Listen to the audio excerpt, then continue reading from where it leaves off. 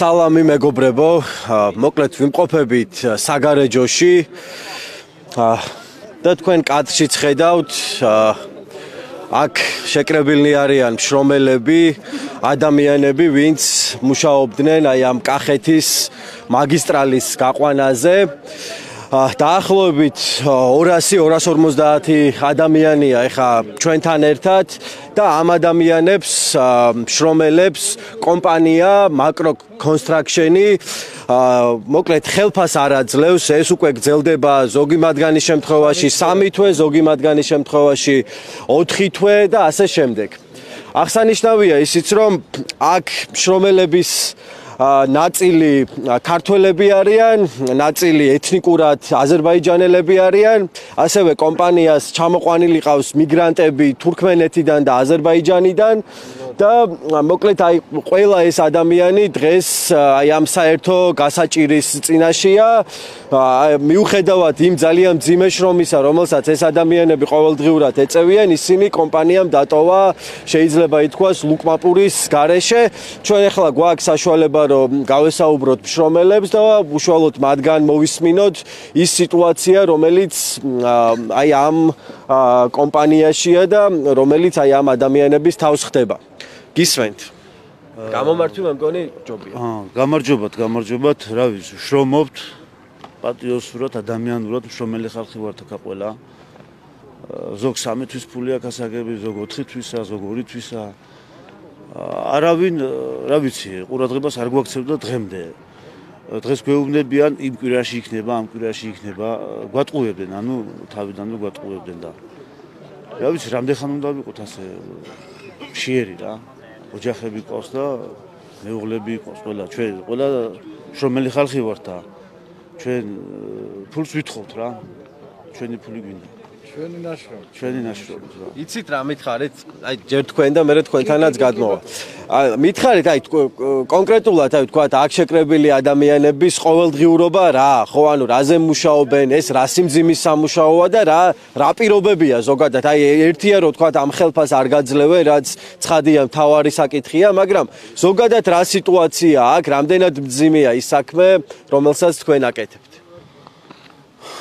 ჩვენ ვაკეთებთ ზოგი მანქანაზის ძღოლები ძირითადად ალმატურჩიკები არიან, ვინც ხიდებს აკეთებს და ასე მიყოლებული რა, ზოგი ტრაქტორზე მუშაობს, ზოგი ექსკავატორზე მუშაობს, ანუ ყველა ვშრომობთ რა ფიზიკურად, შრომელი ხალხი ვართ და ყველა ვითხოვთ ჩვენ ფულს, სხვა არაფერს. კიდე ერთხელ ვაფიქსირებ, რომ გვატყუებენ, დღეს იქნება, ხვალ იქნება, ზეგ იქნება. არაფერი სასიკეთო აქ არაფერი არ არის რა. არ ვიცი. კი ბატონო, გითხარით ახლა თქვენც, რა ვიცი, აი რა ხდება, რა სიტუაცია, კომპანია რას ამბობს, ანუ ეგეც საინტერესოა, ხო და ამ კომპანიაზე რა ვიცით რა, თქვა თქვენ რა ინფორმაცია გაქვთ, ვინ არიან, სადაური კომპანიაა და ასე შემდეგ, ამაზე უფრო მეტი გითხარით. მე ვიცი აზერები არიან. აზერბაიჯანი. გამარჯობათ. რომან გაბაიძე ვარ. მძღოლი კაცი ვარ, ჩემს უკან ყველა მძღოლები აქვს. ყველა მძღოლია, ყველა მშრომელი, რასაც ქვია, ამ კომპანიაში მუშაობთ. ვიტყვი იმასაც, რომ მუშაობდი მე აქამდე კიდე და უსაფუძვლოდ გამიშვენ. მაგრამ დავბრუნდი. სადღაც 6 თუ 7 თვის მერე. მაგრამ ასეთი არ იყო ადრე რა. ეხლა დღეს ძალიან ცუდი ვითარებაა. ყველაფერთან მიუხედავად, ცოტა ახლოს მეიტანე ჯობია. ყველაფერთან მიუხედავად არ დაილია მათი არც ორშაბათი, არც სამშაბათი, არც პარასკევი, არც ხუთშაბათი, არც ხვალე, არც ზეგე. მე მაგალითად მაქვს ასაღები ახლა იანვრისთვის. ამ წლიდან, მიმდინარე წლიდან, დანარჩენს აქვს ნოემბერ-დეკემბერი კიდე ასაღები. ჩემს უკან ხალხი აგერ და ასე გვატყუებენ. არ არის არავითარი. ან გამოვიდეს, მოვიდეს, გითხრას უფროსია, თანამდებობის პირია, რომ აი დღეს არ იქნება და ხვალე იქნება კონკრეტულად არა დღეს ხვალე ვიღაცის ქიყავთ ახლა თავიანთი იგენ ვითარება კიდე ძალიან უკიდურესად მძიმეა როგორც მთელ საქართველოში ან მთელ სოფლიოში რო ავიღოთ ანალოგიური აქაც ჯერ ვართ მძღოლები ხო მძღოლს რა უნდა რო დაჯდება საჭესთან გამართულად და იმედიანად უნდა იმუშაოს ან წავიდეს იმოძრავოს აქ კიდე ტექნიკა ყველა არის უტილში ჩასაბარებელი ჯარში ჩასაბარებელი გაუმართავი ტექნიკა. 5 წუთზე მოგსდევლარიან, რო გაჩერდები. 5 წუთზე მოგსდევლარიან და შენი საათი არა. ესაა ჩვენი, რა ვიცი, კატასტროფული ვითარება, იმიტომ რომ რატო უნდა ვიყვეთ, ჯერ კი ემიგრაციაშიც მივდივართ, ვიყავი, ბევრი წასული არის, ღმერთმა ხელი მოუმართოთ, მაგრამ იქ ხო ცუდ ვითარებაში ვიყავი. აქ კიდე სახში, ეზოში, ჩემი წაწყალში ვაფშე საერთოდ უარეს ვითარებაში ვართ. არანაირი მოხედვა, არც არავინ ყურადღებას არ გვაქცევს. ვეღარ გავიგეთ, საით წავიდეთ, რა გავაკეთოთ. ვართ ასეთ სიტუაციაში. თუ ვინმე მოგხედავს, თუ ვინმე გამოჩნდება ისეთი ღვთისმიერი, მაგის მეტი რა ჩვენთან საქართველოში და მოგცეს უამრავი უფალმა, იქნება რაღაცა დაგვეხმარონ, იქნება რაღაცით ეს ჩვენი ორი კაპიკი ავიღოთ. აქ არის ეთნიკურად ახლა აზერბაიჯანელები, არის საქართველოს მოქალაქეები. არის კიდე თურქმენები, არის კიდე აზერები თვითონ ნახშევანიდან იქიდან ჩამოყვანილი. ჩვენ არავის არ ვაჩერებთ. ჩვენ ვითხოვთ ჩვენსას, როცა რო გავიფიცეთ, გავჩერდით, ჩვენსას ვითხოვთ. ნამუშევარი კუთვნილი რო როგორმე მოგწა.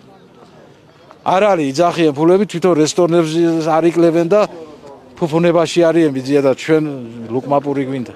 ესე არ გამო. ასეთი ვითარებაა ბატონო. დანარჩენი, რა ვიცი, თუ დაგვეხმარებით ძალიან მადლობელი ვიქნებით. კი ბატონო, მოკლედ მეგობრებო, ხედავთ ახლა აქ რა სიტუაციაცაა, რამდენი ადამიანია შეკრებილი. მე კიდე ერთხელ გეტყვით, რომ შრომელები ითხოვენ იმას, რაც მათ ეკუთვნით, ითხოვენ საკუთარ ნამუშევარს.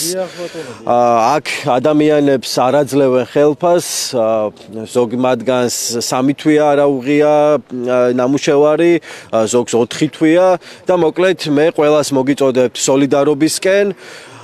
მნიშვნელოვანია, რომ აი ამ ადამიანებმა, ესე იგი, იპოვონ სამართალი, ვინაიდან ამაზეა დამოკიდებული მათი ოჯახების, მათი შვილების ყოველდღიურობა.